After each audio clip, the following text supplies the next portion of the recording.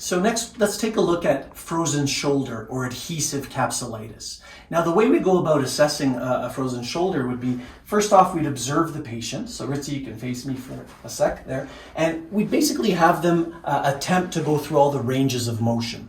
Now, one thing I should note is that often patients will come into the clinic and they've already gone on Google and they're like, I know what I have. And they'll tell me, I have frozen shoulder. And the first thing I'll ask them to do is, can you raise your arms up like this? And the minute they show me that they actually have a decent range of motion, I'll tell them, sorry, but you don't have frozen shoulder. You will observe you can bring your arms down now. Yeah. In frozen shoulder, there will be marked limited ranges of motion, both passively and as well as actively. One of the first things that we'll notice in active range of motion to be limited is actually external rotation. So for that one, I'll have Ritzy put your elbows like that, palms up. So this is the one where you turn out like that again. So this is something we'd observe, and more often than not in a frozen shoulder, you'll actually see a change here quite early on.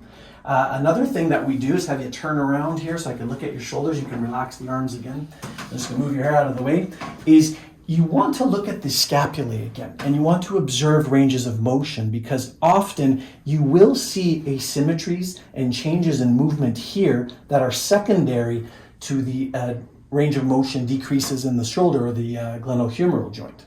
So once again, you're going to observe here. Another thing to note is when you're palpating all the surrounding musculature, often patients with adhesive capsulitis will have trigger points and restrictions throughout the entire fascial chain here. Trapezius, rhomboids, deltoids, everywhere you look, it's not uncommon to find those restrictions. And that's usually secondary to that restricted movement here, because a patient will try to move their arm up, and you'll often see in a patient with frozen shoulder that rather than moving because they can't, they start to hike up the shoulder, and that's using all the other accessory muscles in the region. So that's basically how we'd go about assessing a patient with adhesive capsulitis.